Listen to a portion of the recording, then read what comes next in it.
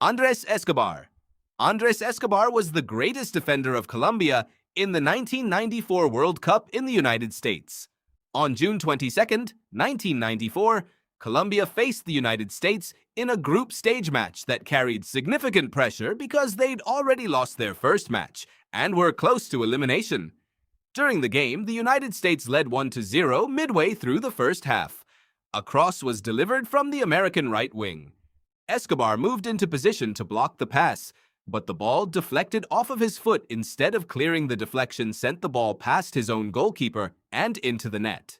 Escobar dropped to his knees and held his head, aware of the mistake. Colombia eventually lost the match and was eliminated in the group stage. Many spectators believe that there was an external interference on the pitch in this situation. 10 days later, on July 2nd of 1994, Escobar returned to Medellin and visited a local bar. After leaving the store, he went towards his car in the parking lot. There, he encountered a group of men who confronted him with the World Cup incident. Before anyone could react, multiple gunshots were fired at close range, striking Escobar in the chest and back. He stumbled, collapsing onto the wet pavement. Witnesses called for assistance and emergency services arrived, but he did not survive his injuries. Authorities later arrested Humberto Munoz Castro, who was in his 20s at the time. During the interrogation, he confessed that the attack had been carried out as a revenge for Escobar's own goal against the United States. He was subsequently sentenced to 43 years in prison, later reduced to 26 years for good behavior. Johan Cruyff. Johan Cruyff is widely regarded as one of the greatest footballers in history in the 1970s, a player whose influence reshaped the sport with the total football ideal.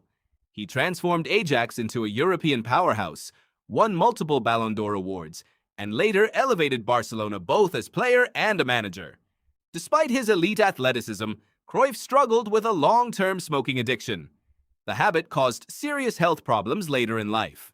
In October of 2015, Cruyff was diagnosed with lung cancer. The announcement led to a surprise across the world of football. Since then, in the Netherlands, matches have included a round of applause in the 14th minute. His iconic shirt number. At the Camp Nou, ahead of a league match against Eibar on the 25th of October, Barcelona players wore orange shirts reading Anems Johan, offering public support. By February of 2016, Cruyff stated that chemotherapy was having a positive effect and was winning his battle.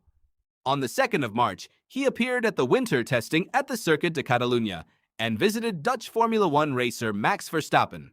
It was believed to be his final public appearance. On the 24th of March 2016, his cancer had metastasized to his brain, causing loss of speech and mobility. Cruyff died at age 68 in a Barcelona clinic. He was cremated in a private family ceremony. Tributes followed worldwide, with thousands visiting his memorial Camp Nou.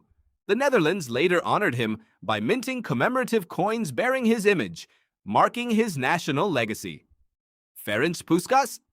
Ferenc Puskas is widely regarded as one of the greatest footballers in history, a key figure of Hungary's golden team of the early 1950s, and a central star for Real Madrid.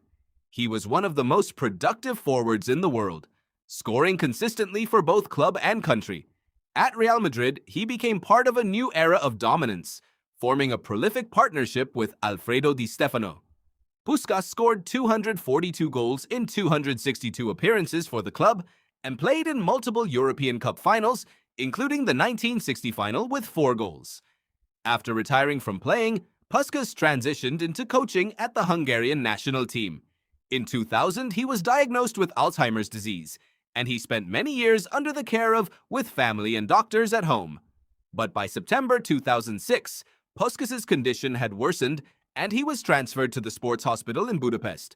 Doctors found that he had developed pneumonia, a common complication in late-stage Alzheimer's patients. Despite receiving antibiotics and continuous medical supervision, his 79-year-old body could no longer fight back. On November 17, 2006, Ferenc Puskas took his final breath at the hospital. The Hungarian government organized a state funeral, and thousands gathered at the Puskas Ferenc Stadium. His name later became associated with the FIFA Puskas Award and created to honor the best goal of the year. Eusebio da Silva Ferreira, known as the Black Panther, is regarded as one of the greatest footballers of all time. Over the course of his career, he scored 733 goals in 745 matches, becoming the centerpiece of Beneficia and the most iconic football figure in Portugal. On the morning of the 5th of January 2014, while resting at his home in the Portuguese capital, he suffered a sudden cardiac arrest. Family reported that he had complained of feeling faint shortly after walking. Within moments, he collapsed. Emergency services were contacted immediately, and paramedics attempted a resuscitation upon arrival, but too late. Eusebio was pronounced dead at the age of 71. News of his death spread quickly across Portugal and then throughout the football world. Cristiano Ronaldo, Luis Figo, and Jose Mourinho were among the first to offer public tributes. The Portuguese government declared 3 days of national mourning, honoring him as a symbol of the country's sporting identity. On January 9th, his coffin was taken around Estadio da Luz, the stadium. Tens of thousands of supporters lined the route and gathered inside the stadium to pay their respects.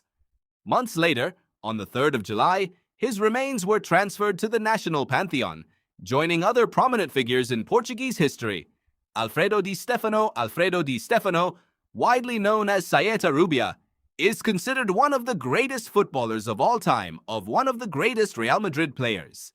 Di Stefano was one of the only 3 players to appear in all 5 Real Madrid consecutive European Cup victories from 1956 to 1960, and he scored in each of the 5 finals. After retiring, Di Stefano remained involved in football as a coach and later became honorary president of Real Madrid. Around 5 p.m. on the 5th of July 2014, while walking near the Bernabeu area in Madrid, Di Stefano suddenly suffered a severe heart attack. He collapsed right outside of the stadium where passers-by discovered him. They contacted emergency services and he was transported to the Gregorio Marañón Hospital. Despite the continuous treatment over the next 2 days, his condition remained critical.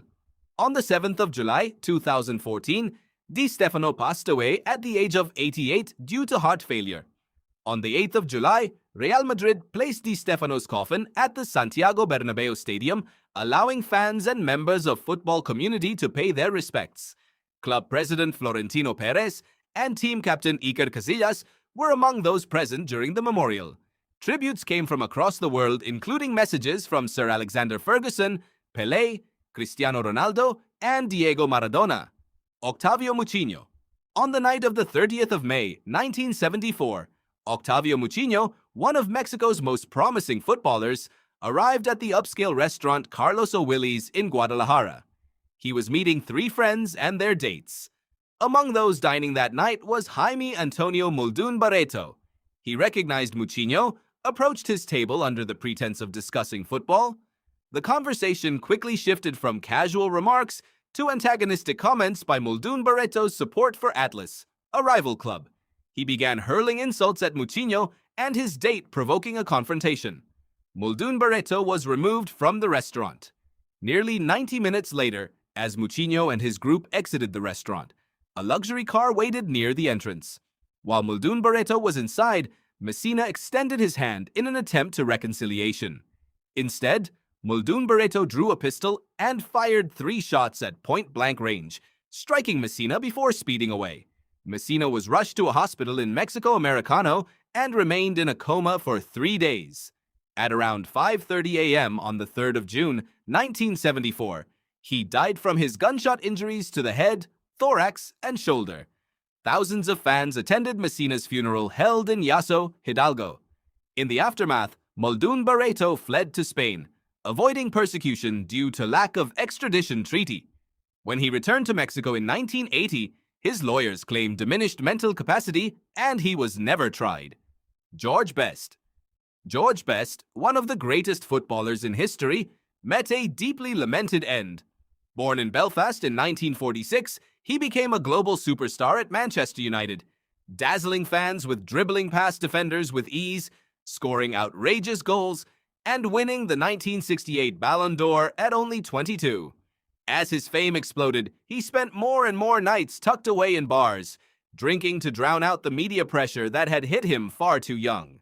By the 1980s and the 1990s, the consequences were written across the medical charts. Damaged liver tests, emergency admissions, and doctors begging him to slow down. In 2002, a liver transplant bought him time, but he kept drinking, and each relapse left his immune system weaker, making even minor infections dangerous. In October of 2005, Best was admitted to Cromwell Hospital in London with a severe kidney infection and internal bleeding. His condition deteriorated rapidly, and he developed multiple organ failure. On November 25, 2005, George Best died at the age of 59. The official cause of death was multiple organ failure triggered by chronic alcohol-related damage. Matthias Sindelar. Matthias Sindelar was the greatest Australian footballer of all time, earning the nickname the Mozart of football.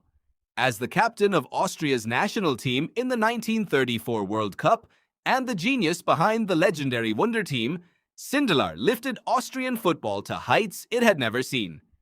On the morning of January 23, 1939, Vienna police received a call about a locked apartment with no response from inside. When they forced the door open, they discovered Sindelar and his girlfriend, Camilla Castagnola, lying motionless on the floor. The room was filled with the smell of gas. The official verdict stated that both had died from carbon monoxide poisoning. Yet, nothing about the case felt simple. Some believed his death was just a sad accident because a neighbor had reported that the chimney in the building was broken a few days earlier, but others were not so sure. Sindelar had openly shown that he did not agree with the Nazi government. After Germany took over Austria in 1938, he was one of the few famous players who refused to join the German national team. Because of this, the Gestapo, the Nazi secret police, kept a file on him and watched him closely. Egon Ulrich, a close friend of Sindelar, later said that local officials were paid money to write that Sindelar's death was an accident because under Nazi rules, anyone who died by suicide or was killed could not be received a funeral with honors. If you like this video, don't forget to subscribe and tell me which story you want next.